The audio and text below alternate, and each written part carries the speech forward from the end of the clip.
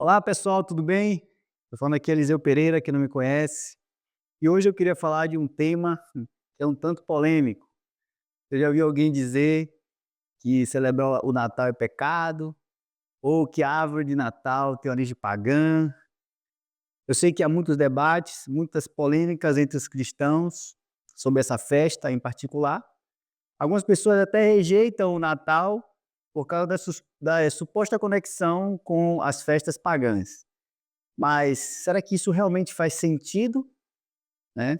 Então hoje o meu objetivo é tentar esclarecer a questão à luz da Bíblia e da história. Então desmontar sofismas que cercam essa festa tão importante.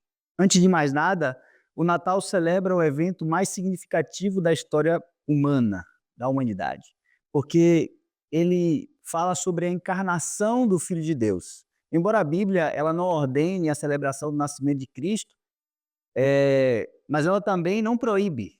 Em Romanos 14 diz assim: um faz diferença entre dia e dia, outro julga iguais todos os dias, e ele continua dizendo que cada um tem uma opinião bem definida em sua própria mente. Quem distingue entre dia e dia faz para o Senhor.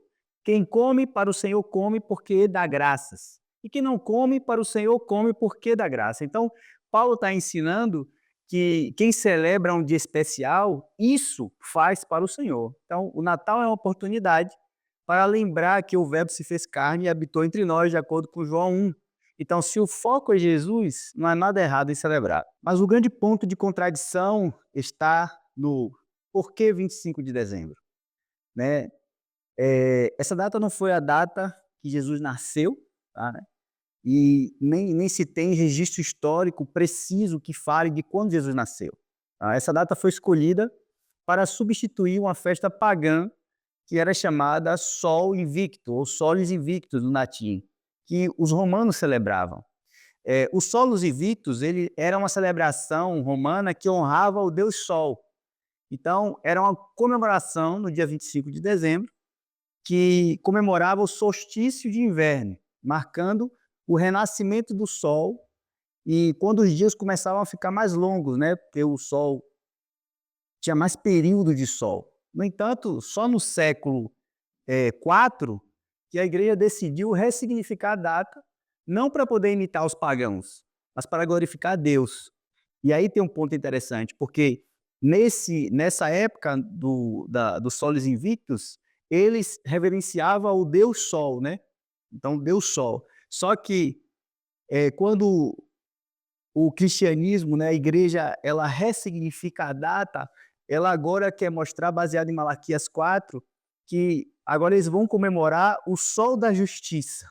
Então essa data foi uma data estratégica, né, culturalmente falando, porque ele usou, foi semelhante o que Paulo fez em Atos 17. Paulo chegou lá no altar do Deus desconhecido, que as pessoas adoravam, os pagãos adoravam, e disse assim: esse aqui é o Deus verdadeiro. E daí então ele começa a discorrer sobre isso. Ressignificar elementos culturais não é novidade, porque a própria Bíblia ela está repleta de exemplos assim. A gente tem o próprio tabernáculo. O tabernáculo e os templos não foi uma criação do povo de Israel, baseado numa instrução de Deus. Não, os outros povos já construíam templos para ídolos, mas Deus instituiu Israel a construir um lugar para a sua presença santa, destacando a sua santidade. Então Deus disse assim: essas pessoas têm esse templo aí, mas eu quero um templo para que eles vejam que o templo para que eles vejam que há um Deus realmente digno de ser adorado, porque é santo, não esses templos idólatras. Então Deus ressignifica o templo como o lugar da presença de Deus. A gente também tem um exemplo lá no Velho Testamento de Números, que a serpente de bronze ela foi usada como um símbolo de cura no deserto. Então o próprio Jesus ele vem reinterpretando a representação da serpente para a representação da cruz, isso está em João 3. Temos também a Páscoa, originalmente comemorada a libertação do povo do Egito, né, o êxodo.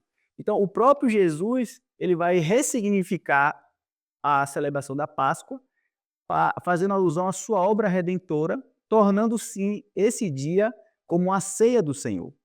A gente também tem alguns outros elementos que foram ressignificados, como o próprio batismo. O batismo ele era usado como ritual de purificação. Só que logo depois isso é ressignificado e o batismo passou a ser um sinal de arrependimento e um sinal de revestimento de Cristo, né? Ou seja, como está dizendo lá em Gálatas 3:27, porque todos quantos fostes batizados em Cristo, de Cristo vos revestistes. E a árvore de Natal? É outro ponto de controvérsia, porque muitos citam Jeremias 10, né, onde Jeremias fala sobre a adoração a deuses feitos, né, de árvores e de madeira. Mas o texto ali não está falando em si de adoração à árvore. O texto está se referindo à fabricação de ídolos e não à adoração às árvores. As árvores, sim, ela tem uma história pagã, né, o culto às árvores acontecia na antiguidade, especialmente na Europa, as árvores era cultuada. Por quê? Porque em meio à solidão do inverno, né, o inverno sombrio, né, escuro, que é o pinheiro, em particular, era uma árvore que se mantinha verde. Então, eles cultuavam essa árvore como símbolo de vida, esperança e renovação. Os alemães e os nórdicos também, eles decoravam as árvores, né, e os seus galhos com enfeites e luzes, marcando o solstício de inverno, porque isso representava a luz na escuridão. Então, para os pagãos, eles faziam essa comemoração e celebrava fazer o culto às árvores, o pinheiro em particular, por quê? Porque em meio à solidão, né, do inverno, havia uma esperança ali de verde. Então, a origem da árvore pagã é essa. Só que ela passou por uma adaptação cristã, como eu disse acima. Quando a igreja ressignifica a data, as árvores também ela passou por uma adaptação cristã. E como ela foi reinterpretada pela adaptação cristã, ela passou a ser um símbolo de vida eterna em Cristo. O responsável por esse feito foi um homem chamado São Bonifácio, no século VIII. Tá? Segundo a tradição, o missionário São Bonifácio, ele derrubou um carvalho que era considerado sagrado pelos cultos pagãos e, em seu lugar, ele apontou para um pinheiro como símbolo de amor de Deus. E é interessante que ele aponta e faz uma alusão a esse formato triangular do pinheiro, fazendo associação à Trindade. E a primeira árvore, né, a ser decorada, enfeitada, foi na Alemanha, lá no século XVI. Algumas pessoas acreditam que Martim Lutero teria sido o primeiro a adicionar velas nas árvores, porque ele se inspirou na imagem da noite em que as árvores estavam ali e a luz das estrelas, né, entrava ali pelas fendas dos galhos. Então, os alemães começaram a levar as árvores decoradas para dentro de suas casas para o dia da celebração natalina. E com o tempo, o que aconteceu? Isso foi disseminando pela Europa e pelo mundo. No século XIX, a tradição ela foi popularizada na realeza britânica, especialmente pela Rainha Vitória e pelo Príncipe Albert, que tinha origem alemã. Então, eles montaram árvores decoradas no Palácio de Buckingham e fez com que isso se tornasse algo admirável. Então, os imigrantes alemães levaram a prática para os Estados Unidos e para outros países, que se tornou um símbolo central do Natal. Agora, dentro do simbolismo cristão, tem alguns aspectos. Por exemplo, a forma triangular lembra a Trindade. A estrela no topo representa a estrela de Belém, que guiou os magos até Jesus. As luzes simbolizam Cristo como luz do mundo, baseado em João 8. E os presentes ao pé da árvore fazem alusão aos presentes dos magos para Jesus, né? O ouro, o incenso e a mirra. Então, embora as suas origens sejam pagãs, a árvore de Natal ela foi ressignificada ao longo do tempo como um símbolo cristão. Então, apontando para o nascimento de Jesus e a esperança da vida eterna. O grande problema não está no símbolo em si, mas no uso que damos a ela. Se ela é apenas uma decoração e não um objeto de adoração, não há pecado nisso. Mas por que há tanta polêmica? Muitas vezes as pessoas interpretam símbolos fora do contexto. Tá? É importante lembrar que práticas culturais como datas, símbolos, elas não são pecaminosas em si. O pecado está no coração, na intenção.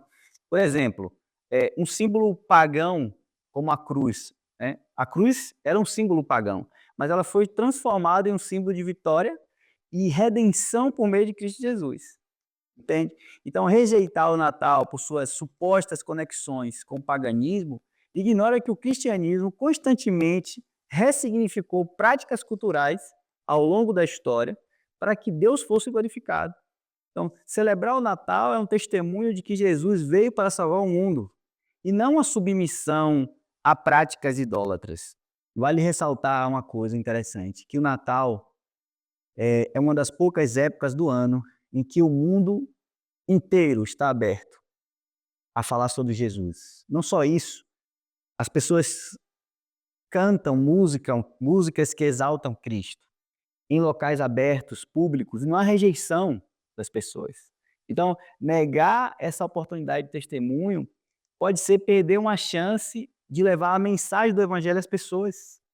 Então, ao invés de eu estar preocupado em rejeitar o Natal, a gente pode usar o Natal como uma ferramenta poderosa para proclamar o nascimento, a morte e a ressurreição de Jesus. Eu concluo dizendo que celebrar Natal não é pecado. O que importa é o coração e a motivação por trás da celebração. A gente não pode julgar os irmãos por diferenças em questões culturais ou de consciência. O próprio Colossenses 2,16 diz: ninguém julgue por causa de comida, por causa de bebida, ou dia de festa, ou lua nova, ou sábado. Então, se o Natal é uma oportunidade de exaltar a Cristo e compartilhar o Evangelho, por que não aproveitá-lo? Né? Que cada um possa usar essa oportunidade para glorificar a Cristo. Mas não só nessa data específica. Né? Aproveite todas as oportunidades que temos. Então, e você que não tem fé ou consciência para isso, fique tranquilo, mas não julgue o seu irmão. Não coloque peso sobre ele. Né? Que o nosso Senhor amado seja lembrado sempre. E toda oportunidade que tivermos, a gente possa pegar elementos culturais e mostrar o verdadeiro Deus. O Senhor nos abençoe. Forte abraço.